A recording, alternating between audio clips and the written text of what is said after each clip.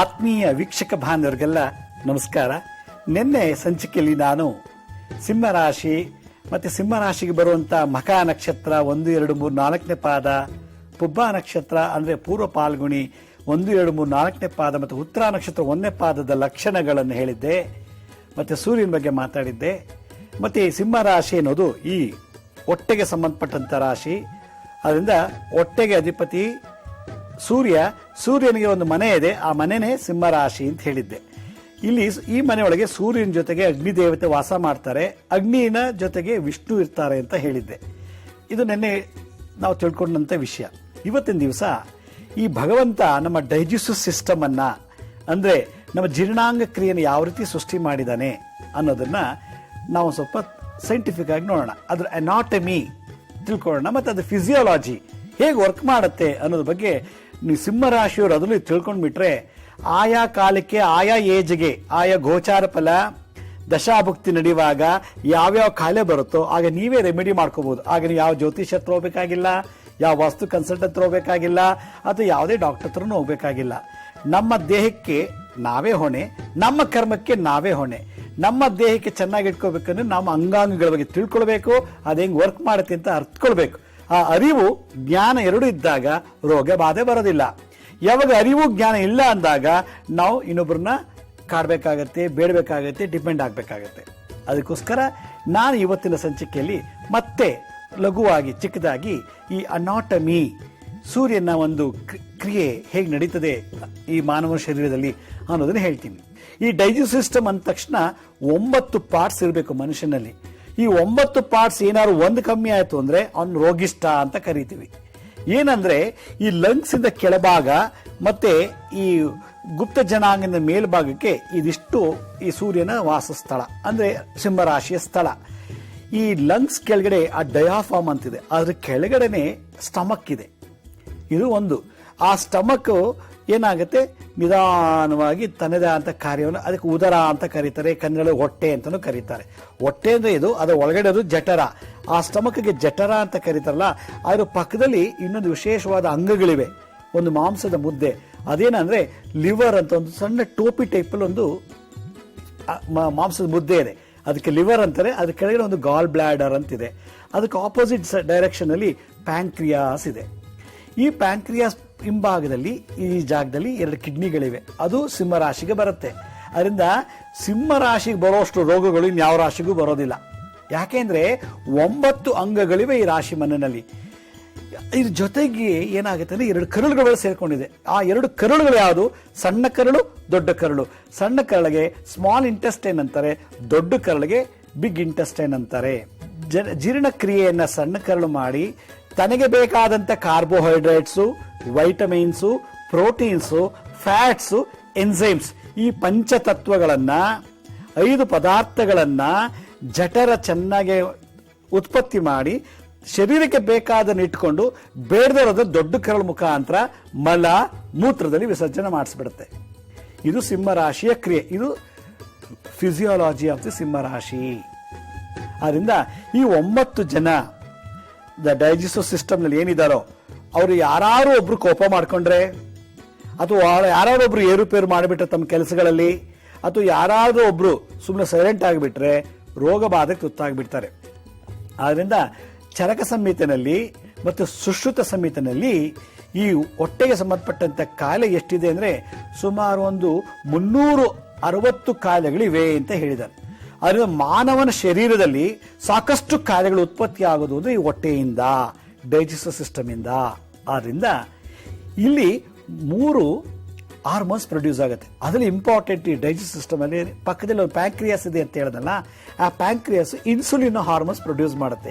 ಯಾವಾಗ insulin hormones produce ಮಾಡಲಿಲ್ಲ, ಸಿಂಹರಾಶಿಯವರು diabetic ಆಗ್ಬಿಡ್ತಾರೆ. ಆದ್ರಿಂದ ಡಯಾಬಿಟಿಕ್ ಬರುತ್ತೆ ಯಾರಿಗೆ? ಸಿಂಹರಾಶಿ. ಇದು ಕಟ್ಟಿಟ್ಟ ಬುತ್ತಿ. ಅದರಲ್ಲೂ ಉತ್ತರ ನಕ್ಷತ್ರ 1ನೇ ಪಾದವರೆಗೆ ಇದು ಬಹಳ ವಿಶೇಷ. ಮಖಾ ನಕ್ಷತ್ರ 1, 2, 3, 4ನೇ ಪಾದದಲ್ಲಿ 1ನೇ ಪಾದ 3ನೇ ಪಾದವರೆಗೆ ಡಯಾಬಿಟಿಸ್ ಜಾಸ್ತಿ ನಾನು ನೋಡಿರೋ ಪ್ರಕಾರ. ಅದು 2 ಮತ್ತು 4 ಪಾದದಲ್ಲಿ ಡಯಾಬಿಟಿಸ್ ಇಲ್ಲ. ಎಷ್ಟೋ ಜನ 80 ವರ್ಷ 90 ವರ್ಷ ಆದ್ರೂ ಮಖಾ ನಕ್ಷತ್ರ 2, 4ನೇ ಪಾದವರೆಗೆ ಡಯಾಬಿಟಿಸ್ ಇಲ್ಲ. ರೇಷಿಯೋ ಕಮ್ಮಿ.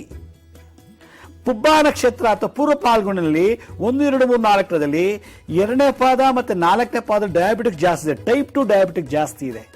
ಅದು 1ನೇ ಮತ್ತೆ 3ನೇ ಪಾದದಲ್ಲಿ ಟೈಪ್ 1 ಡಯಾಬಿಟಿಕ್ ಇದೆ. ಆದರೆ ಈ ಪುಬ್ಬಾ ನಕ್ಷತ್ರಕ್ಕೆ ಡಯಾಬಿಟಿಕ್ ಜೊತೆಗೆ ಬಿಪಿನೂ ಇದೆ ಮತ್ತೆ ಗ್ಯಾಸ್ಟ್ರೈಟಿಕ್ಸ್ ಬರುತ್ತೆ. ಆದ್ರಿಂದ ಸಿಂಹ ರಾಶಿ ಯಾರು ಈ ಪುಬ್ಬಾ ನಕ್ಷತ್ರ ಪೂರ್ವ ಪಾಲ್ಗುಣಿಯವರಿಗೆ ಒಂದು ತಗೊಂಡ್ರೆ ಇನ್ನೊಂದು ಫ್ರೀ ಅಂತ. ಡಯಾಬಿಟಿಸ್ ಬಂದ್ರೆ ಬಿಪಿ ಫ್ರೀ, ಡಯಾಬಿಟಿಸ್ ಇದ್ದು ಬಿಪಿನೂ ಇದ್ರೆ ಗ್ಯಾಸ್ಟ್ರೈಟಿಕ್ಸ್ ಫ್ರೀ ಅನ್ನೋ ಹಾಗೆ ಈ ರಾಶಿದು ಲಕ್ಷಣ. ಆದ್ರಿಂದ ಈ ಹೊಟ್ಟೆಯನ್ನ, ಈ ವಾಸ್ತುವನ್ನ, ಸೂರ್ಯನನ್ನ ಚೆನ್ನಾಗಿ ನೋಡ್ಕೊಂಡ್ಬಿಟ್ರೆ ಮನುಷ್ಯ 360 ಕಾರ್ಯಗಳು ಕಮ್ಮಿ ಆಗಿಬಿಡುತ್ತೆ.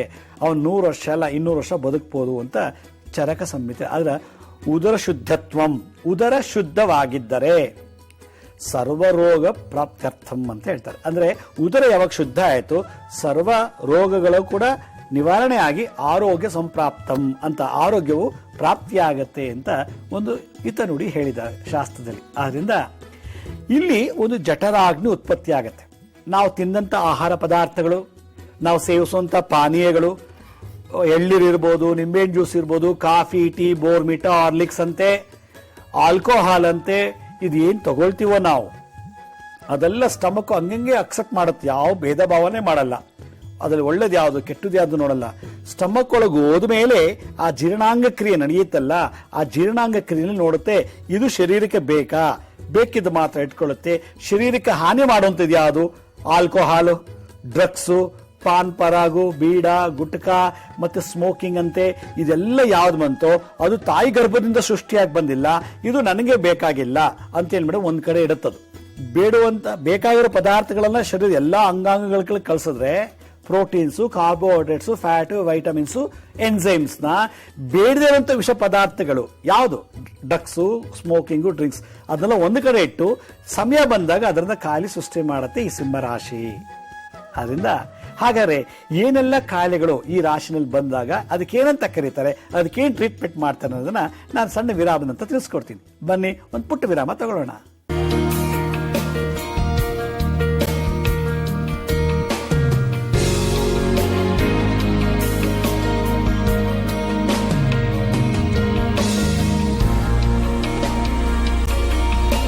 ವಿರಾಮದ ನಂತರ ಮತ್ತೆ ಕಾರ್ಯಕ್ರಮಕ್ಕೆ ಸ್ವಾಗತ. ನಾನು ಈಗಾಗಲೇ ಹೇಳ್ತಿದ್ದೆ, ಶರೀರಕ್ಕೆ ಗರ್ಭದಿಂದ ಬಂದಂತ ಕೆಲವು ಅಂಗಗಳು, ತಾಯಿ ಗರ್ಭದಿಂದ ಬಂದಂತ ಅಂಗಗಳಿಗೆ ಯಾವುದೇ ರೀತಿ ಫಾರಿನ್ ಬಾಡೀಸ್ ಅಂದ್ರೆ ಕಲ್ಲು, ಕೂದಲು, ಮಣ್ಣು, ತಿನ್ನುವಾಗ ಕೂದಲು ಹೋಗಿರುತ್ತೆ, ಅನ್ನದಲ್ಲಿ ಕಲ್ಲು ಹೋಗಿರುತ್ತೆ, ನಾವು ತಿನ್ನೋ ಕೆಲವು ಪದಾರ್ಥಗಳ ಮೂಲಕ ಯಾವ್ದಾದ್ರು ಸ್ಟ್ಯಾಪ್ಲರ್ ಪಿನ್ಗಳಿರ್ಬೋದು ಅಥವಾ ಇನ್ಯಾವುದೋ ಒಂದು ಕ್ರಿಮಿಕೀಟಗಳಿರ್ಬೋದು, ಈ ಫಾರಿನ್ ಬಾಡೀಸ್ ಯಾವಾಗ ಹೋಯ್ತು ಜಠರ ಚೆನ್ನಾಗಿ ಅಕ್ಸೆಪ್ಟ್ ಮಾಡುತ್ತೆ, ಬೇಡ ಅಂತ ಹೇಳಲ್ಲ, ಸ್ವಾಗತ ಮಾಡುತ್ತೆ. ಆದರೆ ಕೆಲವು ವರ್ಷಗಳ ನಂತರ ಕಾರ್ಯಗಳನ್ನ ಸೃಷ್ಟಿ ಮಾಡುತ್ತೆ. ಮೊಟ್ಟ ಮೊದಲಾಗಿ ಸಿಂಹ ರಾಶಿಯವರಿಗೆ ಈ ಸ್ಟಮಕ್ ಅಲ್ಲಿ ರಿಜಿಡಿಟಿ ತುಂಬಾ ಗಟ್ಟಿ ಆಗಿಬಿಡುತ್ತೆ, ರಪ್ಚರ್ ಆಗ್ತದೆ ಒಂದಕ್ಕೊಂದು. ಆಗಾಗ ಅವ್ರಿಗೆ ಹೊಟ್ಟೆಲಿ ಗುಳು ಗುಳು ಗುಳು ಅಂತ ಶಬ್ದ ಬರುತ್ತೆ. ಹೊಟ್ಟೆ ಗುಳುಗುಳು ಅಂದಾಗ ಅಕ್ಷಿ ಅಂದ ತಕ್ಷಣ ಇಟ್ಕೊಂಡ್ಬಂದಂಗೆ ಆಗುತ್ತೆ, ಅಕ್ಷಿ ಅಂದ ತಕ್ಷಣ ಸೊಂಟ ಇಟ್ಕೊಂಡಂಗಾಗತ್ತೆ. ಇದೆಲ್ಲ ಆಗದಾಗ ಅವ್ರಿಗೆ ಇದ್ದಕ್ಕಿದ್ದಾಗೆ ಕಣ್ಣೆಲ್ಲ ಮಂಜು ಆಗುತ್ತೆ, ಮಂಜಾದ ತಕ್ಷಣ ತುಂಬಾ ಸುಸ್ತಾಗುತ್ತೆ, ಸುಸ್ತಾದಾಗ ಪೇನ್ ಶುರುವಾಗುತ್ತೆ. ಇದು ಸಿಂಪ್ಟಮ್ಸ್. ಇದಕ್ಕೆ ಪೆರಿಟೋನಿಟಿಸಿಸ್ ಅಂತ ಕರೀತಾರೆ. ಪೆರಿಟೋನಿಟಿಸಿಸ್ ಅಂತ ಇದಕ್ಕೆ ಇಂಗ್ಲಿಷಲ್ಲಿ ಕರೀತಾರೆ. ಪೆರಿಟೋನಿಟಿಸಿಸ್ ಅಂದ್ರೆ ರಪ್ಚಸ್ ಆಗುತ್ತೆ, ಅಬ್ಡಮನ್ ಪಾರ್ಟ್ ಅಲ್ಲಿ ರಪ್ಚಸ್ ಆದಾಗ ಒಂಥರ ಪೇನ್ ಶುರುವಾಗುತ್ತೆ, ಸಿವಿಯರ್ ಪೇನ್ ಬರುತ್ತೆ. ಡಾಕ್ಟರ್ ಗೊತ್ತಿಲ್ಲ ಇಲ್ಲಿ ಯಾವ ಭಾಗದಿಂದ ಈ 9 ಜನರಲ್ಲಿ ಯಾರು ತೊಂದರೆ ಕೊಡ್ತಿದ್ದಾರೆ, ಗಾಲ್ ಬ್ಲಾಡರ, ಲಿವರ, ಸ್ಟಮಕ, ಸಣ್ಣ ಕರಳ, ದೊಡ್ಡ ಕರಳ, ಪ್ಯಾಂಕ್ರಿಯಾಸ, ಯಾವುದರಿಂದ ಬರ್ತಿದೆ, ಕಿಡ್ನಿಯಿಂದನ ಅಂತ ಗೊತ್ತಾಗಲ್ಲ, ಆದರೆ ಪೇನ್ ಇರುತ್ತೆ. ಪೆರಿಟೋನೋಟಿಸಿಸ್ ಅನ್ನೋ ಒಂದು ಕಾಯಿಲೆ ಏನಪ್ಪಾ ಅಂದ್ರೆ ವಾರಕ್ಕೊಂದ್ಸಲ ಬರುತ್ತೆ, 15 ದಿನಕ್ಕೊಂದ್ಸಲ ಬರುತ್ತೆ. ಅದು ಯಾವಾಗ ಶೀತವಾದ ಪದಾರ್ಥ, ಫ್ರಿಜ್ ಅಲ್ಲಿ ಐಟಮ್ಸ್ ತಿಂದಾಗ, ಶೀತ ಪ್ರದೇಶದಲ್ಲಿ ತೇವ ಇರುವಂತ ಜಾಗದಲ್ಲಿ ವಾಸ ಮಾಡಿದಾಗ ತಿಂಗಳಿಗೆ 1 ತಿಂಗಳಿಗೆ 2 ತಿಂಗಳಿಗೆ ಕಾಣಿಸ್ಕೊಳ್ತಾ ಇರ್ತದೆ. ಇದು ಒಂದು ಕಾಯಿಲೆ. ಇದಕ್ಕೆ ಏನ್ ಮದ್ದು, ಇದಕ್ಕೇನು ಮೆಡಿಸಿನ್ ಕೊಡ್ತಾರೆ, ಅವ್ರು ಆಂಟಿಬಯೋಟಿಕ್ ಕೊಡ್ತಾರೆ. ಒಂದು ಇದು ಜೀವನ ಪರ್ಯಂತ ಇರುತ್ತೆ, ಅವ್ರು ಸಾಯೋವರೆಗೂ ಇದು ಬರ್ತಾ ಇರುತ್ತೆ. ಒಂದ್ಸಲ ಮಾತ್ರೆ ತಗೊಂಡು ಸಾಯೋವರೆಗೂ ಬರಲ್ಲ ಅನ್ನೋಂಗಿಲ್ಲ, ಹಾಗಾಗಿ ಬರ್ತಾನೆ ಇರ್ತದೆ, ಬಂದು ವಿಸಿಟ್ ಕೊಡ್ತಾ ಇರುತ್ತೆ ಕಾಯಿಲೆ. ಇದು ಒಂದು. ಅಕ್ಯೂಟ್ ಅಬ್ಡಮಿನಲ್ ಡಿಸಾರ್ಡರ್ ಅಂತ ಇನ್ನೊಂದು ಕಾಯಿಲೆ. ಈ ಪೆರಿಟೋನಿಟಿಸಿಸ್ ಅನ್ನೋದನ್ನ ನಾವು ಕ್ಯೂರ್ ಮಾಡ್ಕೊಳ್ಳಿಲ್ಲ ಅಂದ್ರೆ ಅದೇನಾಗುತ್ತೆ, ಸಿವಿಯರ್ ಪೇನ್ ಕೊಟ್ಟು ಕೊಟ್ಟು ಕೊಟ್ಟು ಕೊಟ್ಟು ಯಾವುದೋ ಒಂದು ಜಾಗದಲ್ಲಿ ಊತ ಶುರು ಮಾಡಿಬಿಡುತ್ತೆ, ಗೆಡ್ಡೆಗಳು ಶುರು ಮಾಡಿಬಿಡುತ್ತೆ. ಇದನ್ನ ಅಕ್ಯೂಟ್ ಅಬ್ಡಾಮಿನಲ್ ಸಿಂಡ್ರೋಮ್ಸ್ಗೆ ಆಪರೇಷನ್ ಮಾಡೇ ತೆಗಿಬೇಕು ಅದನ್ನ. ಇದು ಸಿಂಹ ರಾಶಿ, ಮಖ ನಕ್ಷತ್ರ ಮತ್ತೆ ಪುಬ್ಬ ನಕ್ಷತ್ರ 1-2 ಪಾದದವರೆಗೆ ಇದು ಬರುತ್ತೆ ನನ್ನ ಅಭಿಪ್ರಾಯದ ಪ್ರಕಾರ. ಇದೊಂದಾಯ್ತು. ಅಪೆಂಡಿಸೈಟಿಸ್ ಅಂತ ಒಂದು ಕಾಯಿಲೆ ಶುರುವಾಗತ್ತೆ ಈ ಸಿಂಹ ರಾಶಿ ಯಾರಿಗೆ, ಪುಬ್ಬ ನಕ್ಷತ್ರ ಉತ್ತರ ನಕ್ಷತ್ರ 1ನೇ ಪಾದವರೆಗೆ. ದೊಡ್ಡ ಕರಳಿದೆ, ಆ ದೊಡ್ಡ ಕರಳು ಕೊನೆಯ ಭಾಗದಲ್ಲಿ ಒಂದು ತೇಲಾಡೋ ಭಾಗ ಇದೆ, ಅದಕ್ಕೆ ಅಪೆಂಡಿಕ್ಸ್ ಅಂತಾರೆ. ಆ ಜಾಗ ಏನಾದ್ರು ಇನ್ಫ್ಲಮೇಷನ್ ಆದಾಗ, ಇನ್ಫ್ಲಮೇಷನ್ ಅಂದ್ರೆ ಊತ ಆದಾಗ, ಇನ್ಫೆಕ್ಷನ್ ಆದಾಗ, ಕೊಳೆತ ಮಾಂಸವನ್ನು ತಿಂದಿದ್ರೆ 2-3 ದಿನದ ಒಂದು ವಾರದಿಂದ ಮಾಂಸ ಬೇಯಿಸ್ಕೊಂಡು ತಿಂದಿದ್ರೆ, ಈ ಪಿಜ್ಜಾ ಅಂತೆ, ಬರ್ಗರ್ ಅಂತೆ, ಫುಟ್ಪಾತಲ್ಲಿ ಪಾನಿಪುರಿ, ಗೋಬಿ ಮಂಚೂರಿ ಇಂಥದೆಲ್ಲ ತಿಂದಿರ್ತಾರೆ. ಅದು ಅನ್ಬಾಯ್ಲ್ಡ್ ಎಷ್ಟೋ ಇರುತ್ತೆ, ಬಾಯ್ಲ್ಡ್ ಮಾಡಿರೋರು ಇರ್ತದೆ. ಯಾವುದೋ ಇನ್ಫೆಕ್ಷನ್ನು, ಆಟೋರ್ ಶುದ್ಧೂಳು, ಮತ್ತೆ ಅವನು ಏನೇನು ಮಿಕ್ಸ್ ಮಾಡಿರ್ತಾನೋ, ಕೆಲವು ಕೊಳೆತ ತರಕಾರಿ ಹಾಕಿರ್ತಾನೆ, ಇದೆಲ್ಲ ಏನಾಗುತ್ತೆ ಆ ಜಾಗಕ್ಕೆ ಸೇರ್ಕೊಂಡಾಗ ಇನ್ಫ್ಲಮೇಷನ್ ಆಗಿ ಇನ್ಫೆಕ್ಷನ್ ಆಗುತ್ತೆ. ಆಗಾಗ ಸಣ್ಣಕ್ಕೆ ನೋವು ಶುರುವಾಗುತ್ತೆ. ಬಿಗಿನಿಂಗ್ ನಲ್ಲಿ, ಪ್ರಾರಂಭದಲ್ಲಿ ಸಣ್ಣ ನೋವು ಶುರುವಾಗುತ್ತೆ. ಹೋಗ್ತಾ ಅದು ಕ್ಯೂರ್ ಮಾಡ್ಕೊಳ್ಳಿಲ್ಲ ಅಂದಾಗ ಎಲ್ಲಿ ಬಿದ್ದು ಒದ್ದಾಡೋಷ್ಟು ಹೊಟ್ಟೆ ಹಿಡ್ಕೊಂಡು ಒದ್ದಾಡಬೇಕು, ಆ ತರ ಸಿವಿಯರ್ ಪೇನ್ ಬಂದ್ಬಿಡುತ್ತೆ. ಆ ಸಿವಿಯರ್ ಪೇನ್ ಏನಕ್ಕೆ ಹೇಳ್ತಾರೆ, ಅಪೆಂಡಿಸೈಟಿಸ್ ಅಂತ ಕೇಳ್ತಾರೆ. ಆಗ ಡಾಕ್ಟರ್ ಏನ್ ಮಾಡ್ತಾರೆ, ಹಿಂದಿನ ಕಾಲದಲ್ಲಿ ಅದನ್ನ ಆ ಅಪೆಂಡಿಕ್ಸ್ ಅಂದ್ರೆ ಆ ದೊಡ್ಡ ಕಲ್ಲು ಕೊನೆಯ ಭಾಗ, ಆ ಅಪೆಂಡಿಕ್ಸ್ ಕಟ್ ಮಾಡಿಬಿಟ್ಟು ಅದಕ್ಕೆ ಕ್ಲೀನ್ ಮಾಡಿ ಬಿಟ್ಬಿಡ್ತಾ ಇದ್ರು. ಆಗ ಹೊಟ್ಟೆ ಒಳಗೆ ಅವನ ಅಂಗವಿಕಲ ಆದಂಗೆ ಆಯ್ತು. ಭಗವಂತ ಕೊಟ್ಟಿದ್ದ ದೊಡ್ಡ ಕಲ್ಲು ಕೊನೆಯ ಭಾಗನ ಅಪೆಂಡಿಕ್ಸ್ ಕಟ್ ಮಾಡಿದಾಗ ಅಪೆಂಡಿಸೈಟಿಸ್ ಕಾಯಿಲೆ ಕ್ಯೂರ್ ಆಯಿತು. ಈಗ ಎಂಡೋಸ್ಕೋಪಿ ಮಾಡಿ ಏನೋ ಮಾಡ್ತಿದ್ದಾರೆ ಈಗ, ಅದು ಕೂಡ ಒಂದು 5 ವರ್ಷ ಆದ್ರೆ ಮತ್ತೆ ಮರುಕಳಿಸುತ್ತೆ ಈ ರೋಗ ಅಂತ ನನ್ನ ಒಂದು ಅನುಭವದ ಮಾತು. ಸಿಂಹರಾಶಿಗೆ ಇದೊಂದು ಕಾಯಿಲೆನಾ. 3ನೇದು, ಗಾಲ್ ಬ್ಲಾಡರ್ ನಲ್ಲಿ ಇನ್ಫ್ಲಮೇಷನ್ ಆದಾಗ. ಆ ಗಾಲ್ ಬ್ಲಾಡರ್ ನಲ್ಲಿ ಇನ್ಫ್ಲಮೇಷನ್ ಯಾವಾಗ ಆಯ್ತು, ಇನ್ಫೆಕ್ಷನ್ ಆಯ್ತು, ನಿಧಾನಕ್ಕೆ ಮಾಂಸದ ಮುದ್ದೆಲ್ಲ ಸಣ್ಣ ಅರಳುತ್ತರ ಮುತ್ತಿನ ತರ ಏನಾಗುತ್ತೆ, ಗಂಟು ಕಟ್ಕೊಳ್ತಾ ಆಯ್ತು. 1 ದಿನ ಆಯ್ತು, 2 ದಿನ ಆಯ್ತು, ವಾರ ಆಯ್ತು, 1 ವರ್ಷ ಆಯ್ತು, 2 ವರ್ಷ ಆಯ್ತು, 3 ವರ್ಷ ಆಯ್ತು. ಆಮೇಲೆ ಇದಕ್ಕಿದ್ದಾಗೆ ಆ ಸಣ್ಣದೆಲ್ಲ ಈಗ ಮೂಗಲ್ನಲ್ಲಿ ಗೊಣ್ಣೆ ಮುಸ್ರೆ ಒಣಗೋದ್ರೆ, ತೇವಾಂಶ ಒಣಗದಾಗ ಏನಾಗುತ್ತೆ, ಮುಸ್ರೆ ಆಯ್ತು. ಆ ಮುಸ್ರೆ ತೆಗೆದ ಒಳಗಡೆ ಏನಾಗುತ್ತೆ, ಗಟ್ಟಿಯಾಗಿ ಪೊರೆ ತರ ಆಗ್ಬಿಟ್ಟು ಗಂಟಂಗಾಗತ್ತೆ. ಹಾಗೆ ಒಳಗಡೆ ಇನ್ಫ್ಲಮೇಷನ್ ಮತ್ತೆ ಆ ಒಂದು ಬ್ಯಾಕ್ಟೀರಿಯಾ ವೈರಸ್ ಏನಾಗುತ್ತೆ, ಗಂಟಾದಾಗ ಕಲ್ಲುಗಳಾಗತ್ತೆ. ಗಾಲ್ ಬ್ಲಾಡರ್ ಸ್ಟೋನ್ ಬೆಳೆದು ಬಿಡ್ತು ಅಂತ ಹೇಳ್ತಾರೆ. ಯಾವಾಗ ಗಾಲ್ ಬ್ಲಾಡರ್ ಸ್ಟೋನ್ ಬಂತು ಅದಕ್ಕೆ ಕೋಲೋಸೈಟೋಸಿಸ್ ಅಂತ ಕರೀತಾರೆ. ಕೋಲೋಸೈಟೋಸಿಸ್ ಅನ್ನೋದು ಈ ಕಾಯಿಲೆ ಯಾರು ಬರ್ತದೆ, ಸಿಂಹ ರಾಶಿ, ಪುಬ್ಬ ನಕ್ಷತ್ರ 3 ಮತ್ತು 4 ಉತ್ತರ 1ನೇ ಪಾದವರೆಗೆ ಇದು ಹೆಚ್ಚಿಗೆ ಕಾಣ್ತಾ ಇದೆ ಇವತ್ತಿನ ದಿವಸ. ಇದು ಬರಲೇಬೇಕು. ಇದಕ್ಕೆಲ್ಲ ಕಾಯಿಲೆ ಬರ್ಬೇಕಾದ್ರೆ ಕರ್ಮ ಏನ್ ಮಾಡಿರ್ಬೇಕು ಅಂದ್ರೆ ಕರ್ಮ ಸಿದ್ಧಾಂತ ಅಂತ ಮುಂದಿನ ಸಂಚಿಕೆಯಲ್ಲಿ ಹೇಳ್ತೀನಿ. ಅದರಿಂದ ಕೋಲೋಸೈಟೋಸಿಸ್ ಅನ್ನೋ ಕಾಯಿಲೆಯನ್ನು ಗಾಲ್ ಬ್ಲಾಡರ್ ನಲ್ಲಿ ಕಲ್ಲು ಬಂದಾಗ ಆ ಕಾಯಿಲೆ ಬರುತ್ತೆ. ಆಗ ಹೊಟ್ಟೆ ನೋವು ಜಾಸ್ತಿ ಆಗುತ್ತೆ. ಆವಾಗ ಏನಾಗುತ್ತೆ, ಡಾಕ್ಟ್ರು ಗಾಲ್ ಬ್ಲಾಡರ್ ಕಲ್ಲು ಬಂದ್ರೆ ಕರಗುವಂತ ಮೆಡಿಸಿನ್ ಇವತ್ತು ಕಂಡಿಡ್ದಿಲ್ಲ. ಇವತ್ತು ಇಷ್ಟೆಲ್ಲ ವಿಜ್ಞಾನ ಮುಂದುವರೆದಿದ್ರು. ಅವಾಗ ಏನ್ ಮಾಡ್ತಾರೆ, ಗಾಲ್ ಬ್ಲಾಡರ್ ಕಟ್ ಮಾಡಿ ಸಾಕ್ತಾರೆ. ಆಗ ಹೊಟ್ಟೆ ಒಂದು ಅಂಗ ಹೋಯ್ತು, ಡೈಜೆಸ್ಟಿವ್ ಸಿಸ್ಟಮ್ ಒಂದು ಅಂಗ ಕಮ್ಮಿ ಆಯ್ತು. ಆಗ ಅವನು ಹೊಟ್ಟೆ ಒಳಗೆ ಮೇಲ್ನೋಟಕ್ಕೆ ಚೆನ್ನಾಗಿರು, ಒಳಗೆ ಒಬ್ಬ ಅಂಗವಿಕಲ ಆಗ್ಬಿಟ್ಟ. ಯಾಕೆ, ಗಾಲ್ ಬ್ಲಾಡರ್ ತೆಗೆದು ಹಾಕ್ಬಿಟ್ರು. ಇದೊಂದಾಯ್ತು. ಪ್ಯಾಂಕ್ರಿಯೋಸೈಟಿಸಿಸ್ ಅಂತ ಒಂದು ಕಾಯಿಲೆ. ಏನಂದ್ರೆ ಡಯಾಬಿಟಿಕ್ ಇರೋರಿಗೆ ಒಂದು ನರ್ವ್ ಏನೋ ಡ್ಯಾಮೇಜ್ ಆದ್ರೆ, ಅಥವಾ ಕಿಡ್ನಿಯಿಂದನೋ ಸ್ಟಮಕ್ ಇಂದನೋ ಅಥವಾ ಸಣ್ಣ ಕಲ್ಲೋ ಅಥವಾ ಇನ್ಫೀರಿಯರ್ ವಿನಾಕೇವಿಂದನೋ ಅರೋಟಾದಿಂದಲೋ ಏನಾದ್ರು ಯಾವುದೋ ಒಂದು ಕಂಡೀಷನ್ ಮೇಲೆ ನರ ಡ್ಯಾಮೇಜ್ ಆದಾಗ ಪ್ಯಾಂಕ್ರಿಯಾಸೈಟಿಸಿಸ್ ಅಂತಾರೆ. ಪ್ಯಾಂಕ್ರಿಯಾಟೈಸಿಸ್ ಅಂತಂದ್ರೆ ಏನು, ಡಯಾಬಿಟಿಕ್ ಇಂದ ಆಗುವಂತ ಒಂದು ಕಾಯಿಲೆ. ಅವಾಗ ಏನಾಗುತ್ತೆ, ಸಿವಿಯರ್ ಅಬ್ಡಮನ್ ಪೇನ್ ಬರುತ್ತೆ. ಅಬ್ಡಮನ್ ಯಾವಾಗ ಸ್ಟಮಕ್ ಅಲ್ಲಿ ಇನ್ಫ್ಲಮೇಷನ್ ಜಾಸ್ತಿ ಆಯಿತು, ವಿಪರೀತ ಮಸಾಲೆ ಮತ್ತೆ ಹಳಸು ಪದಾರ್ಥಗಳು, ಎಂಜಲು ಬೇರೆ ಎಂಜಲು, ಹಲವಾರು ಕೊಳೆತ ಹಣ್ಣುಗಳನ್ನು ತಿನ್ನೋದು, ಮತ್ತೆ ಪಾನಿಪುರಿ, ಗೋಬಿ ಮಂಚೂರಿ, ಬರ್ಗರ್, ಅದು ಈ ಬರ್ಗರು ಪಿಜ್ಜಾ ಅಂತ ಇವಾಗ ಬರ್ತಿದೆಲ್ಲ, ಅದೇನ ತಿಂದ್ರೆ ಅವ್ನು ಬರ್ಗರು ಪಿಜ್ಜಾ ಒಟ್ಟೊಳ್ಳೆ ಡೈಜೆಷನ್ ಆಗ್ಬೇಕಾದ್ರೆ ಕಡೆ ಪಕ್ಷ 6 ವಾರ ಬೇಕು. ಒಂದು ಪಿಜ್ಜಾ ಅಥವಾ ಬರ್ಗರು ಜೀರ್ಣ ಆಗಬೇಕು ಅಂದ್ರೆ 6 ವೀಕ್ಸ್ ಬೇಕು. ಆ 6 ವೀಕ್ಸ್ ಅಲ್ಲಿ ಆ ಪಚನ ಕ್ರಿಯೆ, ಡೈಜೆಸ್ಟಿವ್ ಸಿಸ್ಟಮ್ ಯಾವಾಗ ಕರೆಕ್ಟಾಗಿ ಆಗಲಿಲ್ಲ, ಆ ತಿಂದ ಪದಾರ್ಥ ಹಾಗೆ ಇರುತ್ತೆ, ಇನ್ಫೆಕ್ಷನ್ ಶುರುವಾಗುತ್ತೆ. ಇನ್ಫೆಕ್ಷನ್ ಇಂದ ಇನ್ಫ್ಲಮೇಷನ್ ಆಯಿತು. ಆಗ ಇನ್ಫ್ಲಮೇಷನ್ ಆದಾಗ ಗ್ಯಾಸ್ಟ್ರೈಟಿಸ್ ಜಾಸ್ತಿ. ಅವಾಗ ಏನಾಗುತ್ತೆ, ಅಂತ ತೆಗ್ತಾರೆ, ಬಾಯೆಲ್ಲ ಉಳಿ ಬರುತ್ತೆ. ಹೊಟ್ಟೆಲಿ ಯಾರೋ ಬೆಂಕಿ ಹಾಕಿ ಉರಿಸ್ತಿದ್ದಾರೆ ಏನೋ ಬೇಕು, ಬೆಂಕಿ ಹಾಕ್ಬಿಟ್ಟು ಆ ಹವೆ ಬರ್ತಿದ್ದಲ್ಲ ಹಂಗೆ ಹೊಗೆ ಬಂದಂಗೆ ಆಗುತ್ತೆ. ಹೊಟ್ಟೆ ಉರಿ ಶುರುವಾಗುತ್ತೆ. ಸಂಕಟ, ಯಾವ ಕೆಲಸ ಮಾಡೋಕ್ಕೂ ಆಸಕ್ತಿ ಅಲ್ಲ, ಸರಿಯಾಗಿ ಟಾಯ್ಲೆಟ್ಗೆ ಹೋಗಲ್ಲ, ಕಾನ್ಸ್ಟಿಪೇಷನ್ ಬಂತು. ಗ್ಯಾಸ್ಟ್ರೈಟಿಕ್ಸ್ ಇನ್ನೊಂದು ಅಡ್ವರ್ಸ್ ಎಫೆಕ್ಟ್ ಏನಂದ್ರೆ ಕಾನ್ಸ್ಟಿಪೇಷನ್, ಮಲಬದ್ಧತೆ. ಅವಾಗ ಏನಾಗುತ್ತೆ, ಮಲಬದ್ಧತೆ ಯಾವಾಗ ಬಂತು, ಮಲನೇ ಈಚೆ ಹೋಗ್ಲಿಲ್ಲ, ಟಾಯ್ಲೆಟೇ ಈಚೆ ಹೋಗ್ಲಿಲ್ಲ ಅಂದ್ರೆ ಒಳಗೆ ಸ್ಟಾಕ್ ಆಗುತ್ತೆ ದೊಡ್ಡ ಕರಳಲ್ಲಿ. ದೊಡ್ಡ ಕರಳು ಏನ್ ಮಾಡುತ್ತೆ, ವೇಸ್ಟ್ ಪ್ರಾಡಕ್ಟ್ ನ ಹೊರಗೆ ಹಾಕೋದೇ ಕೆಲಸ. ನೆನ್ನೆ ಟಾಯ್ಲೆಟ್, ಮೊನ್ನೆ ಟಾಯ್ಲೆಟ್, ಹೋದ್ವಾರ ಟಾಯ್ಲೆಟ್, ಪಿಜ್ಜಾ, ಬೋಂಡಾ, ಬಜ್ಜಿ ಅನ್ನು ಜೀರ್ಣ ಆಗಿ ಹಂಗೆ ಅಲ್ಲೇ ಇರುತ್ತೆ, ಈಚೆ ಬಂದಿರಲ್ಲ. ಅವಾಗ ಏನಾಗುತ್ತೆ, ಇನ್ನೂ ಗ್ಯಾಸ್ಟ್ರಿಕ್ ಜಾಸ್ತಿ ಆಗುತ್ತೆ. ಯಾವಾಗ ಗ್ಯಾಸ್ಟ್ರಿಕ್ ಜಾಸ್ತಿ ಆಯ್ತು ಹಾರ್ಟ್ ಅಟ್ಯಾಕ್ ಆಗೋ ಚಾನ್ಸಸ್ ಉಂಟು. ಹಾರ್ಟ್ ಅಟ್ಯಾಕ್ ಯಾರು ನೋಡ್ಕೊಳ್ತಾನೆ, ಚಂದ್ರ. ಯಾವ ರಾಶಿ ಅದು, ಕಟಕ ರಾಶಿ. ಆಗೇನ್ ಮಾಡುತ್ತೆ, ಇಲ್ಲಿಂದ ಕಟಕ ರಾಶಿಗೆ ಹೋಗುತ್ತೆ. ಅದಕ್ಕೆ ಕ್ರೋನಿಕ್ ಡಿಸೀಸಸ್ ಅಂತ ಕರೀತಾರೆ. ಆದ್ರಿಂದ ಸಿಂಹರಾಶಿ ಪುಬ್ಬ ನಕ್ಷತ್ರ ಮತ್ತೆ ಮಖ ನಕ್ಷತ್ರ 1, 2, 3, 4 ಪಾದವರೆಗೆ ಎಣ್ಣೆಲಿ ಕರೆದಿರೋ ಪದಾರ್ಥ ತಿನ್ನಬೇಕು, ಕಮ್ಮಿ ಮಾಡಬೇಕು. ಸಿಕ್ಕಾಪಟ್ಟೆ ಮಸಾಲೆ ಐಟಮ್ಸ್ ಬೀದಿಲಿ ಬಿದ್ದಿದ್ದೆಲ್ಲ ತಿನ್ನೋದಂಥದ್ದು ಬಿಡಬೇಕು. ಆವಾಗ ನಮಗೆ ಸಾಯೋವರೆಗೂ ಈ ಸೂರ್ಯ ಚೆನ್ನಾಗಿ ನೋಡ್ಕೊಳ್ತಾನೆ. ಹಾಗಾದರೆ ಇನ್ನೆಲ್ಲ ಏನು ಸಮಸ್ಯೆಗಳು, ಇನ್ನೇನು ರೋಗಗಳಿದೆ ಅಂತ ಒಂದು ಸಣ್ಣ ವಿರಾಮ ಅಂತ ತಿಳಿಸ್ಕೊಡ್ತೀನಿ. ಬನ್ನಿ ಒಂದು ಪುಟ್ಟ ವಿರಾಮ ತಗೊಳ್ಳೋಣ.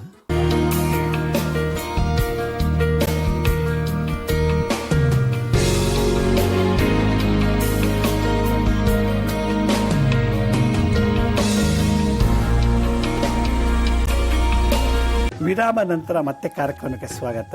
ಈ ಡೈಪೆಪ್ಸಿಯಾ ಅಂತ ಒಂದು ಕಾಯಿಲೆ. ಡೈಪೆಪ್ಸಿಯಾ ಅಂದ್ರೆ ಏನು, ತಿಂದಿರೋ ಪದಾರ್ಥ ಜೀರ್ಣ ಆಗಲ್ಲ. ಜೀರ್ಣ ಆಗುವಂತ ಪದಾರ್ಥ ನಾವು ತಿಂದಿಲ್ಲ ಅಂದ್ರೆ ಜೀರ್ಣ ಆಗಲ್ಲ. ಅವಾಗ ಏನಾಯ್ತು, ವಾಮಿಟಿಂಗ್ ಬರುತ್ತೆ, ಊಟನೇ ಸೇರೋಲ್ಲ. ಅಯ್ಯೋ ನೆನ್ನೆ ತಿನ್ನಿದ್ದು ಇವತ್ತುವರೆಗೇನು ತಿನ್ನಕ್ಕೆ ಮನಸ್ಸಿಲ್ಲ ಅಂತಾರೆ. ಹೊಟ್ಟೆ ಚೆನ್ನಾಗಿದೆ ಅಂತಾರೆ. ಯಾವಾಗ ನೆನ್ನೆ ತಿನ್ನಿದ್ದು ಇವತ್ತು ತಿನ್ನಕ್ಕೆ ಆಗ್ತಿಲ್ಲ, ಇವತ್ತು ತಿನ್ನಿದ್ದು 2 ದಿನ ಆದ್ರೂ ಹಂಗೇ ಇರ್ತಾರೆ, ಊಟನೇ ಮಾಡಲ್ಲ, ಹೊಟ್ಟೆ ತುಂಬ್ದಂಗಿದೆ ಅಂತ ಹೇಳ್ತಾರೋ, ಹಾಗೆ ಡೈಪೆಪ್ಸಿಯಾ ಅಂತ ಕಾಯಿಲೆ ಇದೆ ಅಂತ ಇವ್ರಿಗೆ, ಸಿಂಹರಾಶಿಯವರಿಗೆ. ಅಂದ್ರೆ ಏನು, ತಿಂದಿದ್ದು ಜೀರ್ಣ ಆಗಿಲ್ಲ. ಯಾವಾಗ ತಿಂದಿದ್ದು ಜೀರ್ಣ ಆಗಿಲ್ವೋ, ನಾವು ಎಷ್ಟು ಅದರಲ್ಲಿರೋದಂಥ ಕಾರ್ಬನ್ನು, ಫ್ಯಾಟು, ಕಾರ್ಬೋಹೈಡ್ರೇಟ್ಸ್ ಯಾವಾಗ ಸಕ್ ಮಾಡಲಿಲ್ಲ ಹೊಟ್ಟೆ, ಹಾಗೆ ಇಟ್ಟಿರ್ತದಲ್ಲದು ತಿಂದ ಪದಾರ್ಥನ, ಅವಾಗೇನಂದ್ರೆ ಗ್ಯಾಸ್ ಪ್ರೊಡ್ಯೂಸ್ ಮಾಡುತ್ತೆ. ಯಾವಾಗ ಗ್ಯಾಸ್ ಪ್ರೊಡ್ಯೂಸ್ ಆಯಿತು, ವಾಮಿಟಿಂಗ್ ಸೆನ್ಸೇಷನ್ ಆಯಿತು. ಯಾವಾಗ ವಾಮಿಟ್ ಜಾಸ್ತಿ ಆಗ್ತಾ ಏನಾಗುತ್ತೆ, ಲಂಗ್ಸ್ಗೆ ಎಫೆಕ್ಟ್ ಆಗುತ್ತೆ. ಲಂಗ್ಸ್ಗೆ ಎಷ್ಟು ಅಂತ ವಾಂತಿ ಮಾಡೋಕ್ಕಾಗತ್ತೆ. ಅವಾಗ ಹಾರ್ಟ್ ಕೂಡ ಸಿಸ್ಟೋಲ್ ಡೈಸ್ಟೋಲ್ ಫ್ರೀಕ್ವೆನ್ಸಿ ಕಮ್ಮಿ ಆದಾಗ ಪಟ್ ಅಂತ ಹಾರ್ಟ್ ಅಟ್ಯಾಕ್ ಆಗ್ಬೋದು. ಇದು ಒಂದು ಕಾಯಿಲೆ ಸಿಂಹರಾಶಿಯವರಿಗೆ. ಹಾಗಾದರೆ ಸಿಂಹರಾಶಿಗೆ ಹಾರ್ಟ್ ಅಟ್ಯಾಕ್ ಆಗಲ್ವಾ? ಖಂಡಿತ ಆಗುತ್ತೆ. ಯಾವಾಗ ಡೈಪೆಪ್ಸಿಯಾ ಅನ್ನೋದನ್ನ ತೆಗಿಬೇಕು. ಆ ಡೈಪೆಪ್ಸಿಯಾ ಅಂದ್ರೆ ಏನು, ಆ ಇಂಡೈಜೆಷನ್ ಸಿಸ್ಟಮ್, ಇಂಡೈಜೆಷನ್ ಯಾವಾಗ ಆಗಲ್ಲ ಅಂದ್ರೆ ಅಜೀರ್ಣತೆ ಇದ್ದಾಗ ಬೇಗ ಇದನ್ನ ನಾವು ಜೀರ್ಣ ಮಾಡ್ಕೋಬೇಕು. ಹಾಗಾದ್ರೆ ಅದು ಏನು ಮಾಡಬೇಕು, ಅದಕ್ಕೆ ಪರಿಹಾರ ಏನು ಅನ್ನೋದನ್ನ ನಾಳಿನ ಸಂಚಿಕೆಯಲ್ಲಿ ಹೇಳ್ತೀನಿ. ಇನ್ನೊಂದು ಗ್ಯಾಸ್ಟ್ರೋಪ್ಯಾರಸಿಸ್ ಅಂತಂದ್ರೆ, ಗ್ಯಾಸ್ಟ್ರೋಪ್ಯಾರಸಿಸ್ ಅಂದ್ರೆ ಏನು, ನಾನು ಆಗಲೇ ಅದೇ ಡಯಾಬಿಟಿಕ್ ಇರೋರ್ಗು ಅಥವಾ ಯಾವ್ದಾದ್ರು ಒಂದು ಸಿಸ್ಟಮ್ ನರ್ವ್ ಡ್ಯಾಮೇಜ್ ಮಾಡಿಬಿಟ್ರೆ ಸಿವಿಯರ್ ಪೇನ್ ಶುರುವಾಗುತ್ತೆ. ಚೆನ್ನಾಗಿ ತಿನ್ನೋರಿಗೆ ಈ ಕಾಯಿಲೆ ಬರುತ್ತೆ. ಹಾಗಾದ್ರೆ ಕುಡಿಯೋರಿಗೆ, ಸೇದೋರಿಗೆ ಎಲ್ಲ ಬರೋಲ್ಲ ಅಂದಾಗ ಫಸ್ಟ್ ಬರೋದೇ ಅವ್ರಿಗೆ, ಸಿಂಹರಾಶಿಗೆ. ಯಾಕೆಂದ್ರೆ ಸಿಂಹರಾಶಿನಲ್ಲಿ ಇದೊಂದು ಪ್ರಾಬ್ಲಮ್ ಇದೆ. ಆಲ್ಕೋಹಾಲು, ಡ್ರಗ್ಸು, ಅತಿಯಾದ ಸೆಕ್ಸು, ಬೀಡ, ಏನೋ ಪಾನ್ ಪರಾಗು ಇವೆಲ್ಲ ಯಾವಾಗ ತಗೊಳ್ತೀವೋ ಜಠರಕ್ಕೆ ಅದು ಜೀರ್ಣಿಸ್ಬಿಟ್ಟು ತಾನೇ ಬೇಕಾದಲ್ಲಂತ ಪದಾರ್ಥ ತಗೊಂಡು ಬೇಡದವ್ರು ಹೊರಗೆ ತರೋಷ್ಟು ಶಕ್ತಿ ಸಾಮರ್ಥ್ಯ ಅದಕ್ಕಿರಲ್ಲ. ಯಾಕೆಂದ್ರೆ ಅದು ಅಲ್ಲೇ ತಾಯಿ ಗರ್ಭದಿಂದ ಬಂದಿಲ್ಲ, ಅದಕ್ಕೆಲ್ಲ ಫಾರಿನ್ ಬಾಡಿ ಅಂತ ಕರೀತಾರೆ. ಯಾವಾಗ ಕುಡಿಯೋದು, ಡ್ರಗ್ಸ್ ಜಾಸ್ತಿ ಆಯಿತು, ಆಲ್ಕೋಹಾಲಿಕ್ ಕಂಟೆಂಟ್ ಯಾವಾಗ ಜಾಸ್ತಿ ಆಯಿತು, ಆವಾಗ ಹೆಪಟೈಟಿಸ್ ಅಂತ ಒಂದು ಕಾಯಿಲೆ ಬಂದ್ಬಿಡುತ್ತೆ. ಏನಂದ್ರೆ ಗಾಲ್ ಬ್ಯಾಡರ್ಗೆ ಸ್ಟೋನ್ ಫಾರ್ಮೇಷನ್ ಆದಾಗ ತೆಗೆದು ಬಿಡ್ತಾರೆ. ಲಿವರ್ಗೆ ಇನ್ಫ್ಲಮೇಷನ್ ಬಂದಾಗ, ಲಿವರ್ ಊದ್ಕೊಂಡಾಗ, ಲಿವರ್ ಮೇಲೆ ಪಾಚಿ ಕಟ್ಕೊಂಡಾಗ, ಲಿವರ್ ಮೇಲೆ ಬ್ಯಾಕ್ಟೀರಿಯಾಸ್, ಫಂಗಸ್ ಕೂತಾಗ ಹೆಪಟೈಟಿಸ್ ಅಂತ ಕಾಯಿಲೆ ಬರುತ್ತೆ. ಅವಾಗ ಏನ್ ಮಾಡ್ತಾರೆ, ಇದು ಏನಾದ್ರು ಕ್ಯೂರ್ ಮಾಡ್ಕೊಳ್ಳಿಲ್ಲ ಸಕಾಲದಲ್ಲಿ ಅಂದಾಗ ಜಾಂಡೀಸ್ ಶುರುವಾಯಿತು, ಅರಿಶಿಣದ ಕಾಮಲೆ ರೋಗ ಬಂದ್ಬಿಡ್ತು. ಆದ್ರಿಂದ ಹೆಪಟೈಟಿಸ್ ಕರೆಕ್ಟಾಗಿ ಆಗಲಿಲ್ಲ ಅಂದ್ರೆ ಜಾಂಡೀಸ್ ಫ್ರೀ. ಅಥವಾ ಜಾಂಡೀಸ್ ಬಂದಾಗ ಲಿವರು ಡ್ಯಾಮೇಜ್ ಆಗ್ಬೋದು, ಗಾಲ್ ಬ್ಲಾಡರು ಡ್ಯಾಮೇಜ್ ಆಗ್ಬೋದು. ಅದರಿಂದ ಈ ರಾಶಿಯವರು ಕಮ್ಮಿ ಸಂಖ್ಯೆ ಇದ್ರೂ ಕೂಡ ಬಹಳಷ್ಟು ರೋಗಗಳು ನರಳೋ ಚಾನ್ಸಸ್ ಇದೆ. ಆದ್ರಿಂದ ಇದಕ್ಕೆಲ್ಲ ಗಾಬರಿ ಆಗೋ ಅವಶ್ಯಕತೆನೇ ಇಲ್ಲ. ಯಾಕಂದ್ರೆ ಇದೆಲ್ಲ ತಿಳ್ಕೊಂಡ್ಬಿಟ್ರೆ, ಪರಿಹಾರ ಗೊತ್ತಾಗ್ಬಿಟ್ರೆ ಈಸಿ ಅಲ್ವಾ. ಈಗ ಚಳಿ ಆಗ್ತಿದೆ ಅಂತ ಅಂದ ತಕ್ಷಣ ಸ್ವೆಟರ್ ಇದೆ ಓದ್ಕೊಂಡ್ಬಿಟ್ರೆ ಚಳಿ ಕಮ್ಮಿ ಆಗುತ್ತೆ, ಬೆಡ್ಶೀಟ್ ಇದೆ ಓದ್ಕೊಂಡ್ಬಿಟ್ರೆ ಚಳಿ ಕಮ್ಮಿ ಆಗುತ್ತೆ. ಚಳಿ ಆಗ್ತಿದೆ ಅಂತ ಗೊತ್ತಿತ್ತು ಕೂಡ ಒದಕೆ ಎಲ್ಲಿದೆ ಅಂತ ಗೊತ್ತಿಲ್ಲ, ಅದು ಹೇಗೆ ಒದ್ಕೋಬೇಕು ಅನ್ನೋದು ಗೊತ್ತಿಲ್ಲ ಅಂದಾಗ ಚಳಿ ನರಳೇಬೇಕು. ಹಾಗೆ ಈ ಸಿಂಹ ರಾಶಿಯವರಿಗೆ ಈ ಪ್ಯಾಂಕ್ರಿಯಾಸಿಟಿಸ್ಸು, ಗ್ಯಾಸ್ಟ್ರೋಪ್ಯಾರಿಸಿಸ್ಟಿಸ್ ಇವೆಲ್ಲ, ಮತ್ತೆ ಈ ಸೈಕ್ಲೋಸೈಟಿಸಿಸ್ ಇವೆಲ್ಲ ಅಂದರೆ ಗಾಲ್ ಬ್ಲಾಡರು, ಹೆಪಟೈಟಿಸ್ ಅಂದರೆ ಲಿವರು, ಪ್ಯಾಂಕ್ರಿಯಾಸ್ ಅಂದರೆ ಶುಗರ್ ಪ್ರೊಡ್ಯೂಸ್ ಮಾಡೋ, ಇನ್ಸುಲಿನ್ ಪ್ರೊಡ್ಯೂಸ್ ಮಾಡೋ ಈ ಪ್ಯಾಂಕ್ರಿಯಾಸು, ಮೇದೋಜೀರಕಾಂಗ, ಇಷ್ಟು ನಾವು ಚೆನ್ನಾಗಿ ನೋಡ್ಕೋಬೇಕು ಅಂದರೆ ಸೂರ್ಯನ ಪ್ರಾರ್ಥನೆ ಮಾಡಬೇಕು ಅಂತ ಹೇಳ್ತಾರೆ. ಆದ್ದರಿಂದ ಉದರ ಕ್ಷೇಮಾರ್ಥಂ ನಿತ್ಯ ಕಾಲೇ ಆದಿತ್ಯಂ ನಮಸ್ಕಾರ ಅಂತ ಹೇಳ್ತಾರೆ. ಅಂದರೆ ಉದರ ನಿತ್ಯ ಶುದ್ಧವಾಗಿರಬೇಕು, ಚೆನ್ನಾಗಿರ್ಬೇಕು ಅಂದರೆ ಆದಿತ್ಯನನ್ನ, ಸೂರ್ಯನನ್ನ ಪೂಜೆ ಮಾಡು ಅಂತ ಹೇಳ್ತಾರೆ. ಹಾಗಾಗಿ ಯಾರಿಗೆ ಈ ಒಂದು ಪ್ಯಾಂಕ್ರಿಯಾಸ್ ಇಂದ, ಲಿವರ್ ಇಂದ, ಗಾಲ್ ಬ್ಲಾಡರ್ ಇಂದ ಏನಾದ್ರು ಇನ್ಫ್ಲಮೇಷನ್ ಕ್ಲೀನ್ ಮಾಡ್ಕೊಳ್ಳಿಲ್ಲ, ಊತ ಕಮ್ಮಿ ಮಾಡಲಿಲ್ಲ, ಆ ಇನ್ಫೆಕ್ಷನ್ ಕ್ಲೀನ್ ಮಾಡ್ಕೊಳ್ಳಿಲ್ಲ ಅಂದ್ರೆ ಕ್ಯಾನ್ಸರ್ ಬರುತ್ತೆ. ಪ್ಯಾಂಕ್ರಿಯಾಸ್ ಕ್ಯಾನ್ಸರ್, ಪ್ಯಾಂಕ್ರಿಯಾಸ್ಗೆ ಕ್ಯಾನ್ಸರ್ ಬಂದ್ರೆ ಪ್ಯಾಂಕ್ರಿಯಾಸ್ ಕಟ್ ಮಾಡಿ ಬಿಸಾಕ್ಬಿಡ್ತಾರೆ. ಅದನ್ನ ಕ್ಯಾನ್ಸರ್ ಕ್ಯೂರ್ ಮಾಡಿ ಅದನ್ನ ಹಾಗೆ ಉಳಿಸೋದಂತ ಟೆಕ್ನಾಲಜಿ ಇವತ್ತಿಗೂ ಬಂದಿಲ್ಲ. ಗಾಲ್ ಬ್ಲಾಡರ್ ಸ್ಟೋನ್ ಬಂದ್ರೆ ಗಾಲ್ ಬ್ಲಾಡರ್ ಕಟ್ ಮಾಡಿ ಬಿಸಾಕ್ಬಿಡ್ತಾರೆ. ಇಂಥ ಟೆಕ್ನಾಲಜಿ ಇದ್ರೂ ಕೂಡ ಗಾಲ್ ಬ್ಲಾಡರ್ ಉಳಿಸೋ ಪ್ರಯತ್ನ ಇವತ್ತು ಮಾಡೋಕ್ಕಾಗಿಲ್ಲ. ಲಿವರ್ಗೆ ಏನಾದ್ರು ಕ್ಯಾನ್ಸರ್ ಬಂತು ಅಂದ್ರೆ ಹೋಗೇ ಬಿಡ್ತಾನೆ. ಅವನಿಗೆ ಈ ಲಿವರ್ಗೆ ಏನಾದ್ರು ಕ್ಯಾನ್ಸರ್ ಬಂತು ಅಂದ್ರೆ ಮ್ಯಾಕ್ಸಿಮಮ್ ಅಂದ್ರೆ 3 ತಿಂಗಳು ಇಟ್ಕೋಬಹುದು ಅಷ್ಟೇ. ಅವನಿಗೆ ವಾರಂಟಿ ಎಷ್ಟು? 3 ತಿಂಗಳು, 90 ಅಥವಾ 108 ಡೇಸ್. ಅದ್ರ ಮೇಲೆ ಉಳ್ಕೊಳ್ಳೋಕೆ ಸಾಧ್ಯನೇ ಇಲ್ಲ. ಅಷ್ಟು ಡೇಂಜರು ಈ ಡೈಜೆಸ್ಟಿವ್ ಸಿಸ್ಟಮ್ ಬರುವಂತ ಡಿಸಾರ್ಡರ್ನೆಸ್. ಹಾಗಾದ್ರೆ ನಮ್ಮ ಉದರದಿಂದ ಬರುವಂತ ಕಾಯಿಲೆಗಳು ಶಮನ ಮಾಡೋದು ಹೇಗೆ ಅನ್ನೋದಾದ್ರೆ, ಉದರದಲ್ಲಿ ಉತ್ಪತ್ತಿ ಆಗುವಂತ ಜಠರಾಗ್ನಿ, ಜಠರದಿಂದ ಬರುವಂತ ಉಷ್ಣತೆ, ಶಾಖ, ಜ್ವಾಲೆಯನ್ನ ಅದಕ್ಕೆ ಸರಿಸಮವಾದಂತ ಜ್ವಾಲೆಯಿಂದ ಶಮನ ಮಾಡು ಅಂತ ವರಾಹ ಮಿಹಿರರು ಪರಿಹಾರ ಹೇಳಿದ್ದಾರೆ. ಏನಂತ? ಸೂರ್ಯನನ್ನ ಧ್ಯಾನ ಮಾಡು. ಅದೊಂದೇ ಜಾಗಕ್ಕೆ ಸೂರ್ಯನ ಸ್ಟ್ರಾಂಗ್ ಆಗಿ ಇಟ್ಟಿರೋದು. ಯಾಕಂದ್ರೆ ಜಠರ ಅಗ್ನಿ ಸೂರ್ಯನ ತಾಪಕ್ಕಿಂತಲೂ ಬಹಳ ಸ್ಟ್ರಾಂಗ್. ಅದು ಎಷ್ಟು ಸ್ಟ್ರಾಂಗ್ ಇದೆ ಅಂದ್ರೆ ಬೆಳಗಿನ ಜಾವ ಎದ್ದ ತಕ್ಷಣ ಹಾ ಅಂತ ಉಸಿರು ಬಿಡಿ ಬಾಯ್ಬಿಟ್ಟು ಎಷ್ಟು ಶಾಖ ಉತ್ಪತ್ತಿ ಆಗತ್ತೆ, ಎಷ್ಟು ಗ್ಯಾಸ್ ಹೊರಗಿಂದ ಬರುತ್ತೆ. ಆ ಒಂದು ಬಿಸಿ, ಆ ಒಂದು ಗ್ಯಾಸು ಎಲ್ಲಿಂದ ಉತ್ಪತ್ತಿ ಆಗತ್ತೆ? ಯಾರು ಗ್ಯಾಸ್ ಸಿಲಿಂಡರ್ ಇಟ್ಟಿದಾರಾ? ಗ್ಯಾಸ್ ಸಿಲಿಂಡರ್ ಇಟ್ಟಿಲ್ಲ. ಯಾವುದು? ಆ ಜಠರಾಗ್ನಿ ಅಗ್ನಿ ತತ್ವದಿಂದ ಬಂತು, ಸೂರ್ಯನಿಂದ. ಆದ್ರಿಂದ ಸೂರ್ಯನನ್ನ ನಿತ್ಯ ಧ್ಯಾನ, ಜಪ, ತಪಗಳನ್ನು ಮಾಡಿದರೆ ನಾನು ಇಷ್ಟೊಂದು ಹೇಳಿದಂತ ಕ್ಯಾನ್ಸರ್ಸು, ಅಪೆಂಡಿಸೈಟಿಸು, ಹೆಪಟೈಟಿಸು ಇದೆಲ್ಲ ಹೊಟ್ಟೋಗುತ್ತೆ. ಹಾಗಾದ್ಮೇಲೆ ಇದಕ್ಕೆಲ್ಲ ಯಾವ ರೀತಿ ಪರಿಹಾರ ಮಾಡ್ಕೋಬೇಕು ಅನ್ನೋದನ್ನ ಕಾಳಿದಾಸನ ಜ್ಯೋತಿಷ್ಯ ಶಾಸ್ತ್ರದಲ್ಲಿ ಒಂಥರ ಹೇಳಿದ್ದಾರೆ. ತಂತ್ರಸಾರದಲ್ಲಿ ಹಲವಾರು ತಂತ್ರಗಳನ್ನು ಹೇಳಿದ್ದಾರೆ, ಟೆಕ್ನಿಕ್ಸ್ ಹೇಳ್ಕೊಟ್ಟಿದ್ದಾರೆ, ಟೆಕ್ನಾಲಜಿ ಹೇಳಿದ್ದಾರೆ. ಇವತ್ತಿನ ಏನು ಈಗ ಈ ಸಿಸ್ಟಮ್ಸ್ ಅಲ್ಲಿ ಏನ್ ಪತ್ತೆ ಹಚ್ಚುತ್ತಾರೆ, ಇದೆಲ್ಲ ಹೆಂಗ್ ಗೊತ್ತಾಗುತ್ತೆ ಅಂದ್ರೆ ಎಂಡೋಸ್ಕೋಪಿ ಮಾಡ್ತಾರೆ. ಎಂಡೋಸ್ಕೋಪಿ ಅಂದ್ರೆ ಏನು? ಒಂದು ಸಣ್ಣ ಟ್ಯೂಬ್, ಅದಕ್ಕೊಂದು ಕ್ಯಾಮ್ರಾ ಇರುತ್ತೆ. ಅಪ್ಪರ್ ಎಂಡೋಸ್ಕೋಪಿ ಅಂದ್ರೆ ಬಾಯಿಂದ ಒಳಗಾಕಿ ಹೊಟ್ಟೆ ಒಳಗೆ ಏನ್ ನಡೀತಿದೆ, ಯಾವ ಭಾಗ ಸರಿಯಾಗಿ ನಡೀತಿಲ್ಲ ಅಂತ ಚೆಕ್ ಮಾಡೋದಕ್ಕೆ ಎಂಡೋಸ್ಕೋಪ್ ಅಂತಾರೆ. ಲೋಯರ್ ಎಂಡೋಸ್ಕೋಪ್ ಅಂದ್ರೇನು? ಗುದದ್ವಾರದಿಂದ ದೊಡ್ಡ ಕರ್ಲದ ಎಂಡ್ ಪಾರ್ಟ್ ರೆಕ್ಟಮ್ ಅಂತಿದೆ, ಆ ಕೋಲನ್ ಜಾಗದಲ್ಲಿ ಆ ರೆಕ್ಟಮ್ ಒಳಗೆ ಇಟ್ಬಿಟ್ಟು ಅಲ್ಲಿ ಲಿವರ್ ಹೆಂಗಿದೆ, ಗಾಲ್ ಬ್ಲಾಡರ್ ಹೆಂಗಿದೆ ಅಂತ ನೋಡ್ತಾರೆ. ಇದು ಲೋಯರ್ ಎಂಡೋಸ್ಕೋಪಿ ಅಂತ. ಕಂಪ್ಯೂಟೆಡ್ ಟೋನೋಗ್ರಫಿ ಅಂತ ಮಾಡ್ತಾರೆ, ಅದಕ್ಕೆ CRT ಅಂತಾರೆ. ಅದನ್ನ ಕಂಪ್ಯೂಟೆಡ್ ಟೋನೋ CT ಸ್ಕ್ಯಾನ್ ಅಂತ ಕೇಳಿರ್ಬೇಕು ನೀವು. ಆ CT ಸ್ಕ್ಯಾನ್ ಏನ್ ಮಾಡ್ತಾರೆ ಅಂದ್ರೆ ಯಾವ್ಯಾವ ಅಂಗಗಳಲ್ಲಿ ಏನೇನು ಪ್ರಾಬ್ಲಮ್ ಇದೆ ಅನ್ನೋ ಚೆಕ್ ಮಾಡ್ತಾರೆ. ಇದು ಇನ್ನು ಸಿಂಪಲ್ ಆಗಿ ಒಂದು ಎಕ್ಸ್ರೇ ತೆಗಿತಾರೆ ಒಟ್ಟಾಗೆ. ಆ ಎಕ್ಸ್ರಲ್ಲಿ ಎಲ್ಲಾ ಅಂಗಗಳು ಸರಿಯಾಗಿ ಕೂತಿದ್ಯಾ, ಎಲ್ಲಾ ಅಂಗಗಳು ಏನಾದ್ರು ಹೆಚ್ಚು ಕಮ್ಮಿ ಸೈಜ್ ಜಾಸ್ತಿ ಆಗಿದ್ಯಾ, ಇನ್ಫ್ಲಮೇಷನ್ ಆಗಿದ್ಯಾ, ಕ್ರಂಚ್ ಆಗಿದ್ಯಾ, ಎಕ್ಸ್ಪೆಂಡ್ ಆಗಿದ್ಯಾ ಅದನ್ನ ಎಕ್ಸ್ರೇ ನೋಡ್ತಾರೆ. ಒಟ್ಟಿಗೆ MRI ಸ್ಕ್ಯಾನ್ ಮಾಡ್ತಾರೆ, ಮ್ಯಾಗ್ನೆಟಿಕ್ ರೆಸೊನೆನ್ಸ್ ಇಮೇಜ್ ಅಂತ. ಆ ಮ್ಯಾಗ್ನೆಟಿಕ್ ರೆಸೊನೆನ್ಸ್ ಇಮೇಜ್ ಅಲ್ಲಿ ಎಲ್ಲ ಗೊತ್ತಾಗುತ್ತೆ. ಕ್ಯಾನ್ಸರ್ ಇದೆಯಾ, ಫಾರಿನ್ ಬಾಡಿ ಇದೆಯಾ, ಎಕ್ಸಸ್ ಮಾಂಸ ಬೆಳೆದಿದ್ಯಾ, ಪಾಲಿಪ್ ಬಂದಿದ್ಯಾ, ಅದನ್ನ ಬಯಾಪ್ಸಿ ಮಾಡ್ತಾರೆ. ತಕೊಂಡ್ಬಿಟ್ಟು ಬಯಾಪ್ಸಿ ಕಳಿಸಿ ಅದನ್ನ ಟೆಸ್ಟ್ ಮಾಡಿ ನೋಡ್ತಾರೆ. ಇದೆಲ್ಲ ಮಾಡೋದು ಸಿಂಹ ರಾಶಿಯಿಂದ, ಸೂರ್ಯನಿಂದ ಅನುಭವದಿಂದ ಆಗುವಂತ ಕ್ರಿಯೆಗಳು. ಈ ಒಂದು ಫಿಸಿಯಾಲಜಿ ಅರ್ಥ ಮಾಡ್ಕೊಂಡಿದ್ದೆ ಆದ್ರೆ ಸಿಂಹ ರಾಶಿಯವರು 100 ವರ್ಷ 120 ವರ್ಷ ಬದುಕಬಹುದು. ಹಾಗಾದ್ರೆ ಇಷ್ಟು ದಿವಸ ನಾನು ಹೇಳಿದೆಲ್ಲ ಕಾಯಿಲೆಗಳಿಗೆ ಪರಿಹಾರ ಏನು ಅನ್ನೋದನ್ನ ನಾಳಿನ ಸಂಚಿಕೆಯಲ್ಲಿ ಮುದ್ರಾ, ಮಂತ್ರ, ಯಂತ್ರ, ತಂತ್ರಗಳ ಮೂಲಕ ತಿಳಿಸ್ತೀನಿ. ಅಲ್ಲಿವರೆಗೂ ನನ್ನ ನಮಸ್ಕಾರ. ಸಾಯಿರಾಮ್.